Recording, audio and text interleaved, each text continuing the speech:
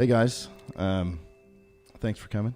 Yeah. Thanks for having us. A couple of weeks ago, we met at one of my favorite coffee shops, Summit Coffee here in Davidson, and we were. I think Tim started the group, right? Where it was Side business success. Side business success. So if you're listening and you're interested in tips on how to continue to grow your business, or you just want some camaraderie with other people that are in business, or you work a day job and you do this thing on the side, you should join our Side Business Success Facebook group. So you can just search on Facebook, Side Business Success. Yeah, Side Business Success. So, and obviously, I have a side business that is also the main business. Right. But I really enjoyed it, and I met Alison through the group. Mm-hmm. But a couple of weeks ago, we were talking, and we talked about having you guys come on the podcast. Just, I like to have people. Obviously, we're new to this, but still, I like to have conversations about business, and obviously the name is Overcoming Average. So one of the things that we were talking about, I don't know if you guys remember when I was mentioning sort of the topic for today, if there is one, is action leads to strategy. And I've been telling people as I run into them, and Daniel and Abby, like, I, for one, something that I have a problem with is I strategize, and I think about things and how I'm going to do them, but I don't always do them. Mm-hmm. Right. And so sometimes just what I've noticed for myself, and I've been trying to encourage people too, is to sometimes you just got to do and then figure out what works, And you guys are both in the social media, marketing, copywriting. So I wanted to kind of open up that discussion and see, like, and I also wanted to say before I go into that, Alison and Tim both, I commend you guys just for the past couple of weeks. Like, I've noticed drastic increase in Alison's posts. Not necessarily quality; they've always been quality, but like I see them more. And for me, as an IT guy, when a marketing person says, oh, you should do this, and I don't see them doing it, I just question, like, and it is so hard to do your own stuff when you're tired of doing everybody else's stuff. It's you got to be disciplined. But you two guys in particular, and Tim just recently got the social media job at Life Fellowship, and already seen a great increase there of posts and visuals and memes. Can we call them memes? Are they memes? Yeah, they're memes. Yeah. Okay. We haven't had a good Ben Rudolph viral meme yet, but I'm waiting on it. There's going to be It's coming. Or a Dan Burrell or something. So it'll be the next Baby Yoda. But anyway, yeah. So I've noticed, Alison, your posts. So to me, that's action. Maybe you had a strategy, but sometimes for me, the strategy, it's not always crystal clear, even though I want it to be. And then even when I do get my strategy crystal clear, I still don't always like act on it. I'm kind of like, cool, I made my to-do list. Now I'm going to go and, do whatever, go to sleep or whatever. So, so I just wanted to kind of open up that discussion and talk about, what are some things that you've done? What are some actions you've taken to kind of get over that? Because I've been accused before of making a to-do list and then making on the to-do list a task to reorganize the to-do list yet again. So that's strategy getting in the way of my action. So I think a big realization for me, and in my latest post that I put out, I kind of wrote about this a little bit, and it's the realization that sometimes done is just better than perfect. Obviously if you're, I'm working on something for a client, it's got to be clean, it's got to be pristine and ready to go. But there's so many people that get hung up because they want everything to be exactly perfect, and I have to have this whole strategy mapped out, and I can't get it the way I want it because I'm juggling the business that I'm running or my family life or just anything in between. And sometimes, like, what I'll tell clients is, just get started, because something is better than nothing, and done is better than perfect.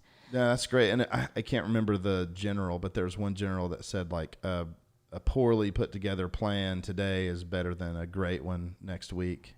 Like, sometimes you just got to go to battle. You just got to go fight, and get it done. So I think one of the other main things is to remain flexible in that, so you can strategize and have a plan, and then you start to move forward. But if you're too rigid with your plan, you can end up living in a lot of frustration because things are going to come up, things are going to change, and you really have to be careful about how tight you hold to your strategy as you're moving forward. Yeah, absolutely. I mean, I'm trying to overcome the things that hold me back. And I go back and forth with like, is it better for a person to spend time on what they're really good at? Like if I'm an A, try to get to an A+. Or is it better to focus on, I'm a D and I'm going to try to get to a C, you know? And I think for me as a small business owner, it's hard because maybe I don't have a choice. Like I've got to balance the books. Am I the best at it? No. Am I terrible at it? No. But I'm not an A, you know, and I don't want to make those mistakes. So it's like we have to sort of do a little bit of everything, but I can't let that get in the way of, it's just got to do it.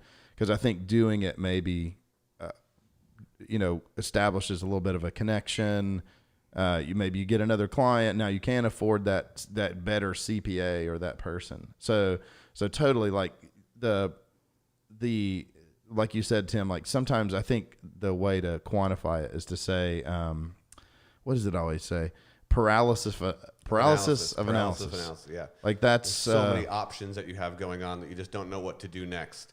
And let me put a little bit of a plug in here. One of the things for me that has changed my position on where I'm at in business is a coach, is having a leadership coach. That person really helps you talk out what you're thinking in your brain and then helps you organize where you're going with certain things and then holds you accountable to those things. So in my coaching, both I give coaching and I have a coach, those are the things that I'm trying to focus on, asking those questions to help uncover why are you stuck here, what is causing you to be stuck, and then how can we make specific a plan to get you unstuck in those certain areas in business or in life, and then where are the things that we need to staff our weaknesses in that sense, where you can do it for now because you have to, but the ultimate goal is to say, I'm going to bring somebody else in that's a much better CPA or much better this or that or whatever you need on your team.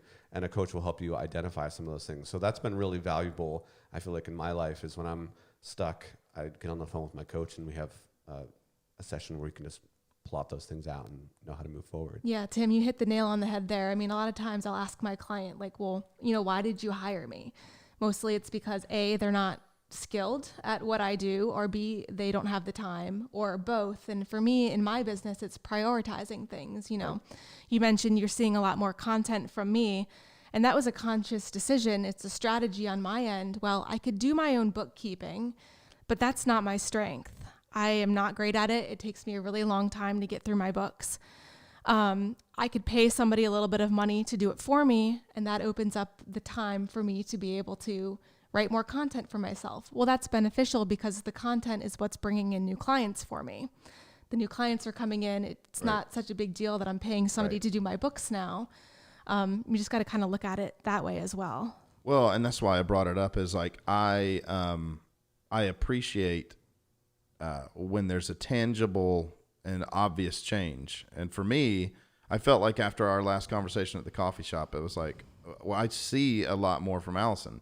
Partially, maybe it's algorithm, like maybe it's because I clicked on the first one. I see all your stuff now, because I do wonder, I believe the statistics on social media, and you guys could probably speak to this more, is that 1% of the people on a platform are the creators of the content. So it's only like with Facebook, there's 1 billion people on Facebook. So that leaves 100 million people to create content. So it's a lot. Whereas TikTok is a newer platform, so there's not as many creators. So there's a higher probability of standing out if it's, say, 100,000, and 1,000 people are creating content. It's more likely to be seen. But yeah, I noticed an obvious difference in the quantity that you were putting out, and then your engagement as well. Like you're talking on there and responding. And I know from some of the posts that I do, and I'm by no means an expert at this stuff. And actually Tim helped me early on in sort of the coaching of like, all right, you got to at least think about what you're doing when we're posting and all that stuff. So part of it is just I would post and then start to engage in something that hopefully is viable to a possible client. Maybe not. I mean, a lot of times my content is just helpful. Like I don't really, it's not always a hook, right? I just am like, hey, I hope this helps you. Mm-hmm. It might not even be a business owner, but it might be like my wife's, the lady that teaches next to her in the office, like how to help her with her iPhone a little bit better, you know? But I've noticed that, because I was asked this question a couple of weeks ago of another business owner. He was asking if my social media stuff's working. And, I don't see much content from this person, maybe one a month or something like that.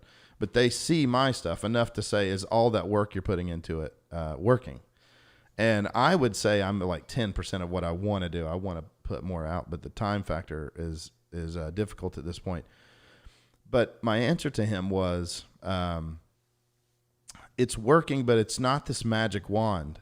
Like, it's not like, I posted a picture of myself like with an iPad and now, 15 people called like ready to sign on the dotted line for a contract for 5 years on iPad management. Like it's not realistic. There's a lot of trust that needs to be built, establishment of who you are, what you actually do.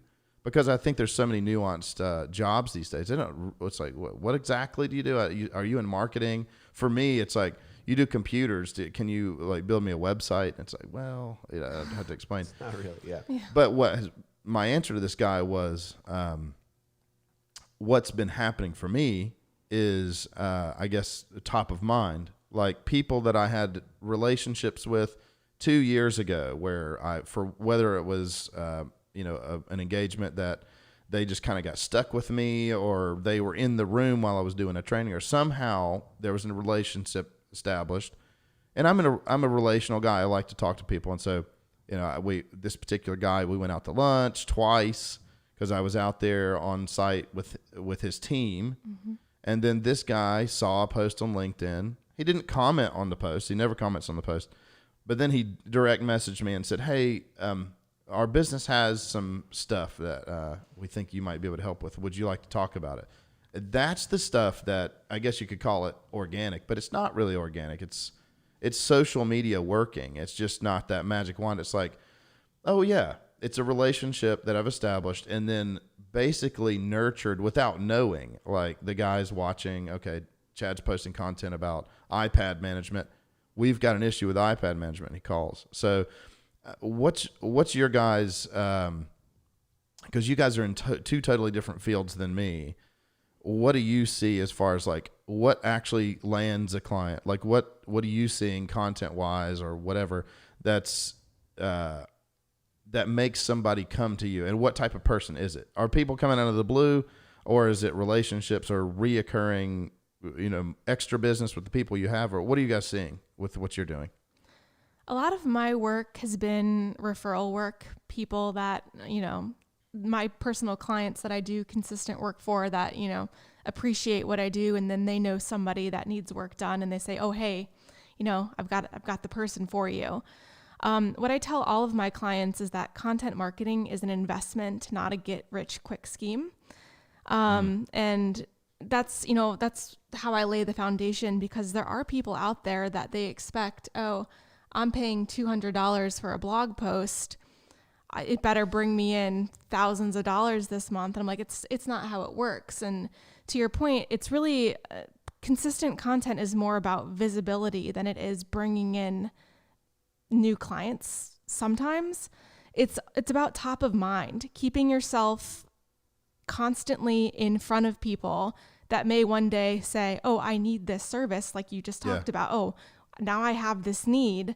I know who the first person in my mind is going to be to fix this issue, because I'm constantly seeing what they're doing, and what they're putting out is good content. So I know that they can do the same for me. Well, and I think you said something really important there, because there are people that put out lots of content, but it's not great. Mm-hmm. And it is about quantity. I think quantity is very important in 2020, like just quantity, but quality, it can't be ignored. Because course, yeah. there are some people where I see their social media stuff and I'm like, wow, I know I'm not going to use them anymore, or whatever it might be. I see like, well, we're just not a fit. But Tim, with yours, it's a totally different ball game because you're not necessarily looking for a client. You're not looking to land, somebody that's going to sign a contract for IT or whatever. But what is a client for you? Like, what's the land? Like, are you, because you basically, and you can describe it a little bit better than me, you work for Life Fellowship, for 1 Minute Apologist, and for some other places, but a lot of it's ministry based. So you want to build an established brand of providing content. And so what's the win for you? Yeah, that's a really great question. And for me, it's kind of evolving right now. Like actually in this moment, it's still a process. But I think when I'm posting on social media, my primary purpose is to be relatable and start conversations. So I try to, as best I can when I'm formulating my post, is to say what will get people talking, or what will make people's day, or what will, when they're scrolling through, will get them to stop and be like, oh, that's cool, or that was uplifting or inspiring or whatever. So that's me from like a personal standpoint. But I think this goes back to the strategy that we were talking about. You were asking, somebody asked you the question, is it working, right? Well, working depends on what your end goal is. Right. And so you can't necessarily say, well, yes, it's working, unless you've established what that end goal is. And so when I sit down with a client, I will look at and ask questions like, well, who's your target market? What do you actually want to do with your social media? Is it merely brand awareness? Is it client acquisition? Is it to just continue to grow a following? In that sense, growing a following and being a well-known brand might get you speaking engagements. It might get you book deals. It might get you, a movie contract, whether it's being a producer or an actor. I mean, there's a number of stories of quality actors and actresses being passed over for less quality actors and actresses because the person that was less good at acting had a larger following on social media. So merely putting in the time and effort to grow their social media influence landed them a larger job. And their social media influence wasn't necessarily them acting. It was just them being an influence in the community and being out there and having lots of followers. And when they say, oh, this is a really cool thing, people, gravitate towards that. Those are the people that movie producers want to have in their movie, right? Those are people that speakers want to bring into their company. People that say, oh, I have, 500,000 followers on Facebook. And it's like, well, that translates to them as influence. So I think having those goals in mind when you start helps you be able to create a strategy for posts and what it's going to be for the long run and for the future. And so I think it's different for me. Like what I'm posting on 1 Minute Apologist or Life Fellowship is slightly different. My goals are different for both of those, and my personal page has a different goal as well. And so I'm posting different things for different reasons on all of those different sites. Yeah, well, and going back to the sort of concept I brought up earlier of action leads to strategy, like it's easy to say that, but I was at an entrepreneur meetup earlier this week, and the people had a concept. I won't go into what it was exactly, but it's really good. I know that like the world needs this concept, but they're, especially in a little bit older generation, they don't fully grasp Facebook. They're just getting into Facebook, much less Instagram, and LinkedIn is to them relatively new and some of that. But the way these people were talking about their brand, I just kept thinking they have no idea how much effort it's going to take to get there with zero budget, by the way. But, they were saying, yeah, we were thinking we would just make a little video and, and the guy kept saying viral video. And I'm like, good luck with that. Have you ever made a video? Like, and I was, in that setting, they're coming to get roasted a little bit. Like they're coming to say, here's my business idea. How can it be better? And so a couple of us were like, look, you have to start posting on social media because they're not monetizing. And one of their questions was, how do I monetize?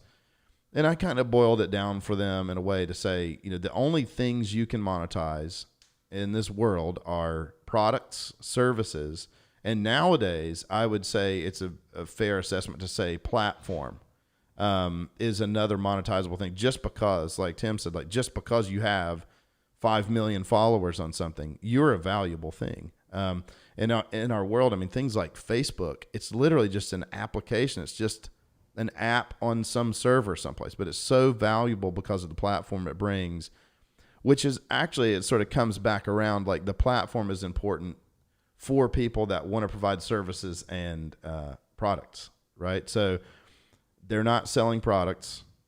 They are not super keen on services, and they're talking about the platform. So I was just trying to show them, like, there's going to be a lot of action there. Like, to get a video done, if you knew what you were doing, would take a couple days, to get it ready, to film it, to have, but when you say something like Final Cut to them, they don't even know what it is yet. So I see that, like, gosh, I really, I want to help them if I can, Final Cut's a video editing software for those of you that don't know what that is. Yes. So, excuse me. I was talking to some other folks, and the dream of, like, the perfect world is that everybody just does everything for everybody for free, right? That'd be great. Like, the guy that makes corn, he just grows it and he gives it away, but the lawyer he needs also does that work for free. But with these people, it was sort of depressing in a way, because it's like, man, this concept is so good. If they had the platform, they could do a lot of really good things. This has to do with medical and providing seniors with products and technology that they need and stuff like that. It's a really good concept. So I just kept thinking, gosh, if there was a marketing agency or a couple of people that would be willing to invest their time into that for a share. And I think maybe we don't do that much anymore, where we say, hey, look, I'll do this work for you for a share rather than like a paycheck. I think it could be really great. I thought about doing something similar, where you and I were actually, I was texting you about this a couple weeks ago, Alison, where we were saying, man, to get started or to continue to grow your, your case study base in marketing, wouldn't it be cool to kind of say, you pay for the advertisements, I'll kind of, do some initial work for free, and then you pay me per, whatever your objective is, like page like or engagement or sale or whatever. It's whatever your KPI, your key performance indicator is. But I would say with that, and I don't know who these people are that you're talking about, but Facebook itself is such a powerful platform for advertising that if you're going to spend money on printing up a brochure and doing a mailing, I would say you probably could get better results if you put that same amount of money into Facebook advertising. For this primary reason, you can target so much more specifically who you want to reach, right? And increase your probability that person is going to click or buy or whatever. So I don't give away all my secrets, but I was just talking to a former coaching client last night, and they have this big, huge, giant gala that they do every year. It's this giant fundraiser for them, and it's in about 4 weeks. And I was reaching out to her and saying, hey, have you thought about doing a social media strategy? Because I kind of see sporadic posts from them every once in a while. And she was like, no, we really haven't, but we'll have to wait till after the gala to even think about that. And I said, is your gala sold out? And she was like, absolutely not. She's like, we're about to send out an email to try to get more people to come to our gala. And I said, do you have an email list of previous people that have gone to this gala the last 5 years or so? And she's like, yeah, we have all of those emails all in a database. I'm like, why wouldn't you, instead of sending out an email, why wouldn't you do a Facebook advertisement to those people? Because you can upload your client list into Facebook, do a custom audience, and just advertise something to those people. It's a high probability they're going to go because they've gone before. They already know the value of it. They already know how fun it is. They already know that your organization is amazing. They already heard the speeches. So you're going to send out an email to people that might not open. I mean, my email open rate right now is at 23%. I don't know. You probably get way better open rates, Alison, because you're probably way better at. Honestly, if you're hitting around 20%, that's not too shabby. Right, but you can on Facebook. People are scrolling on that way more. I see.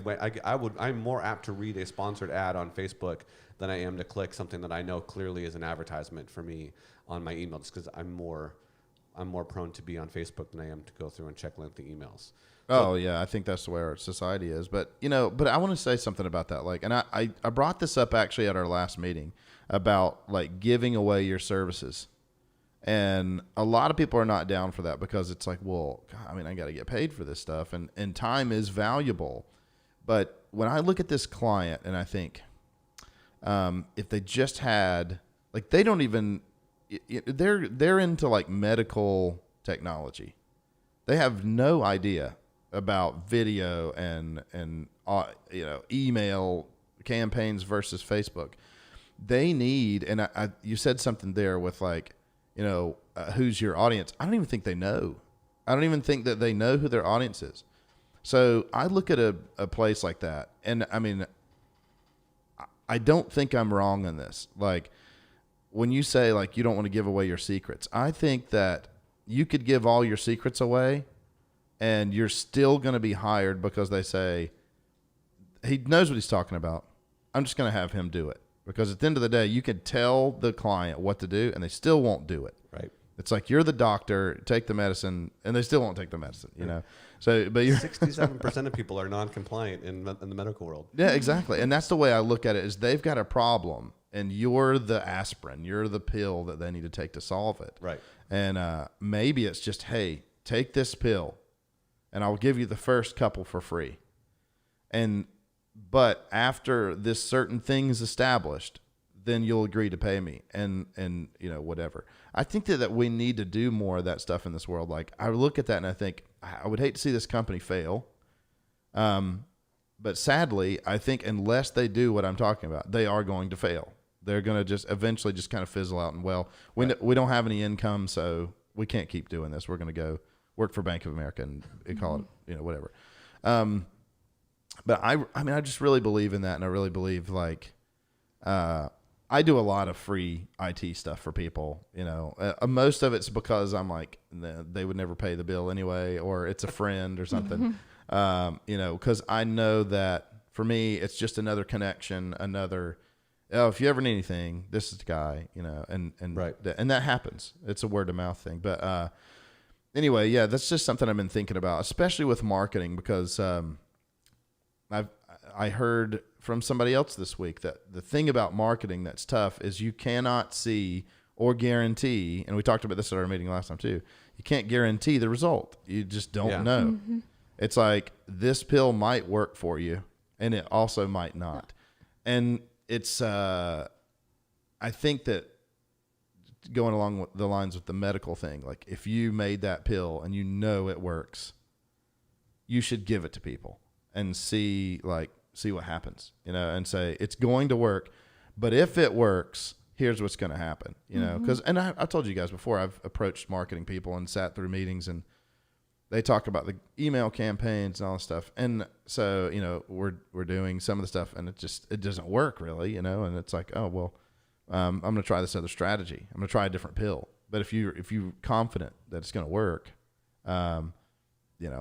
that's my opinion. With IT, it's a little bit different because it's like, I don't know what to give them for free until I spend a month figuring out all their stuff. Right. Yeah, I find going above and beyond for the people you work with first and foremost. There's things I do for my clients all the time where it's like, oh, I could be paid for this, but I'm just going to do it because I know. Yeah. They're going to come back to me. And it's kind of the philosophy of, as you were saying earlier, giving away secrets, so to speak. Yeah. I mean, you could be a dentist and everybody knows how to brush their teeth. Yes. There's tutorials, there's videos, there's blog posts. I'm sure you can read about how how do you properly go back and forth, or, how to floss and all this stuff. But guess who still goes to the dentist twice a year? Most people. And the reason is not, because they don't know how to brush their teeth. It's because there's extra things that the dentist knows how to do that, the person can't do on their own. So, I don't know, just kind of interesting philosophy. And I mean, I think it's me looking into the future and even in the present and seeing like everything that we do really now is turning into a subscription-based model. Like, my mom yesterday was texting us pictures of books and DVDs and saying, hey, do you guys want these? And it's like literally every one of those I can go stream online now. Right. But seeing the DVD case and the book made me remember, like, oh man, I've got the case. I finally have it. They finally released the video at Best Buy. Yep. And we paid for it and we have it. So there's a part of me that's like, I hate to see that go. But the reality is the world has been in the model of I'll pay $10 a month for Netflix and whatever for Disney Plus, and then I'll just get all the stuff. And in the marketing world, there's a few markets I think that haven't moved there yet. And marketing's one of them. I'm starting to see, as an owner, I'm constantly getting I get like 3 or 4 SEO experts a day in my LinkedIn. Hey, do you need help with your SEO and blog posts and social media? And a lot of them are people that are clearly from, they're just working remote, just hitting everybody they can, just spamming people. But I got an advertisement for, I think it was called Design Pickle. Have you guys seen Design Pickle? Yep. And the model's fantastic. It's basically, I haven't used it to be honest, but they don't pay me, but Design Pickle's basically like you pay a flat rate and they'll do any and whatever design work you need. Make a logo, make it a rectangle and make a square or turn it into a circle, whatever you need. And I thought, man, that's a great model because I know my brother's in graphic design. He can pop that stuff out in seconds. He just here, boom, boom, boom, done. And I'm paying, I don't know what it is, $100, $200 a month. And I'm probably not going to have more than 5 or 6 things. Maybe in the beginning there's going to be this huge, I'm going to ask for a lot, but eventually it's going to slow down and then I'll be paying them monthly and they probably have you need to sign up for a year at a time. So I think that model in a way is nice because if I needed that help, I would hate to be like, how long is this going to take? And what's the hourly rate to get a circle, and then with my IT services, I like that proactive approach where I say, look, here's the bill and whatever it takes. This customer last night, I was up till 2:15 working on their router and they will not get an overage bill because it's part of the deal. But also next month when everything's working smooth and I don't do much, that's part of the deal too. And it goes both ways. And I like that for my business model, and I'm starting to see it be effective for even cell phones. We were talking. I was talking to a guy the other day about the pay per minute plans and how there used to be a day where you'd be talking to your girlfriend and you're like, wait, it's I got to wait till after 7 to call you, and then you called her 30 minutes earlier and you get a $500 phone bill. Like it's crazy, but that's what it used to be like. And now we don't even think of it. Just pick up the phone, call somebody, talk for 3 hours, like whatever you need to do. We're more worried about charging our phones than the minutes anymore. Who talks on the phone anymore? Seriously. Yeah, I know. Jeez. Just text me. So old school, right? Yeah. Yeah. You call somebody and they text you back. What do you need? I do that all the time. I have this thing where if people call me, I'm afraid it's an emergency. I'm like, what's the emergency? Answer the phone like, what's the emergency? And they're like, nothing. I was just calling to say hi. And I was like, oh, okay. Whew. I'm just going to call you from now on then. Yeah, there you go. You'll actually get him if you're calling. Well, and I think that is another society thing too that we're seeing is like you guys were talking about email. And I was listening to somebody say, like in the 90s, email click rates were like 95%. Like I got an email, I'm going to read it. Yeah. And now they're mostly ignored, if not filtered out immediately or spammed. I actively am putting spam filters in for customers that filter out anything that's not an email from somebody they know. It's just like they don't have time. I personally get probably 100, 150 emails a day that I see. The filtered ones are going straight in the bin. So, but you scroll past probably more than 500 posts a day. Yeah. Right. So the email is so much less efficient. Allison's going to reach over and slap me because you send out emails, right? I send out emails too, bulk emails and stuff like that. But to me, the social media thing is just more ingrained in a larger portion of the culture and I know lots of people that even aren't on Facebook at all. And I'm just like, what? Like I give them a weird.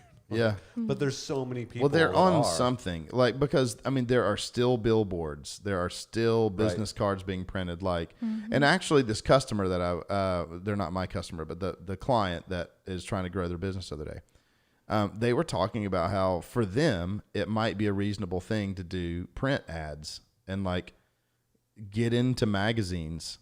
You know, like for them, it's like, I think that's crazy, but then I'm thinking, well, if the old folks home subscribes to this magazine and this guy that would buy the product is sitting there with the magazine, it might be a good sell. But at the end of the day, it's all about basically, you know, if I buy 100 mail ads and it costs me 10 cents and the ROI is 11 cents, then I should buy a lot of them. Right. And if not, I should stop. But at the same time, I think like with email, it's sort of just that, I'm probably misusing the term, but the trickle campaign of just maybe they glanced at the email. They might not have read it, but they might have saw it. And it's just, it might be one more top of mind. And the cost of email campaigns is relatively cheap in terms of a Facebook ad or a Google AdWord is going to be a lot more than that. Mm-hmm. But yeah, I personally have been leaning a little bit more into the Google business page. I don't know if you guys have looked at that much, but not a lot. It's I don't know if it would be much for your stuff, but for us, it's just people searching, hey, I need a copywriter, I need IT, and it's local, and you pop up on a map, and I've seen a lot of traffic there. I can't say that it's turned anything, but I've only been doing it for a while, you know, to actually paying attention. So. Well, I mean, we've talked about all these different mediums, social media and, you know, local listings and email. And I mean, I think, yeah, depending on what your goals are, there are certain things, you know, like maybe social media that might be more effective, but really, I think a lot of it is just having a multi-touch point system as well. Right. You know, yeah. Connecting with people, you know, yeah, somebody might be more willing to read your article as they're scrolling through Facebook, but, you know, an email for how much it takes to put together an email. And if you already have an email subscriber list, click the button and it sends to everybody. It's, you know, a really great way just to touch them again. And, you know, it's interesting. I've had some really fantastic success with email. I just wrote a case study not too long ago about one of my clients who brought in $150,000 in under 4 months with just emails that we put together. And they were emails, they were promoting a webinar or a video series that he did. Right. And that was also very helpful. But that, you know, of course, they also did Facebook and Google ads as well, but that's separate from what the emails brought in. So it's definitely not dead. Oh, no, it's definitely not dead. I think it's just all about having multiple touch points constantly. Once again, it goes back to the point of how can you constantly put yourself in the line of people so that they're constantly seeing you and, you know, you're the one that comes top of mind. Yeah. You know, it's really silly, but the company I used to work for, we would send out a monthly newsletter. The amount of work we got out of this silly newsletter, I mean, it was just silly. We would share articles and stuff, but really, I mean, we would share memes and jokes, and I mean, it would just be the most goofy email and deemed really successful. People expected it to come every month and people looked forward to it because it was silly and interesting. Yeah. And that was really effective as well. So just, you know, it really depends on who your audience is and what your end goal is. And yeah, I mean, like I said, email is definitely not dead. Like, you know, 1 Minute Apologist, we send out a weekly email every Monday, you know, mid-morning or so. And really all it is links to the content that we've put out in the last week. And so there's a number of people that wouldn't go to our YouTube page to see what new video we've come out with, but they're in the habit of checking the email. And then so they click on it and go, you know, listen to our podcast, or they listen to, you know, one of the videos that we put out. And so for them, it's just a way to say, I'm not on those mediums regularly. I mean, the bulk of our viewers are, but there's a small portion of people that are, well, I'll just wait for the email and I'll click on that and go there. So yeah, definitely. I mean, it goes back to kind of what we were saying in the beginning, I think, where you have to know who your client is, and then you have to brainstorm, where are they looking for certain products? You know, I mean, is it the newspaper? Is it a magazine? Is it in their mailbox? Is it on their computer? Is it on their phone? Is it social media? Like, where is that? And really, again, that to me is one of the things that I love to help people do in their business, is to be able to sit down with them go through some of those questions, and then hire people like Allison and others to say, okay, great, well, email is going to be the best way to do that. So let's grab an email list, let's construct some emails, and let's shoot them out and see what our rate of return is. Or email's not going to work, let's do a Twitter campaign and see if we can get some business through that. So yeah, love that. Awesome. So keeping in line with the action and strategy, action leads to strategy thing. So what's up next for both of you guys? What's something I can hold you accountable to, some action you need to take? Staying on top of doing for myself what I do for my clients. That's wonderful. Not neglecting my own business while I'm focused on everybody else. So what does that look like? Is it a quantity? Like, what should we be seeing from you? And by the way, you need to plug, what's the name of your business? My business is Scribble LLC, and you can find it at scribblellc.com. Awesome. So what should we expect to see? I'm going to be on Facebook. What am I going to see from you in the next month? You're going to see a minimum of 2 posts per month, hopefully more than that, but 2 is, really a good goal for me. To constantly be putting that out there on Facebook and on LinkedIn. And on LinkedIn, taking it a step further, and instead of just posting a link, I'm publishing LinkedIn articles. Yeah. So that kind of registers a little bit differently in LinkedIn and makes it a little bit more accessible. So that's, really what I'm moving Are you on forward Instagram with. As well?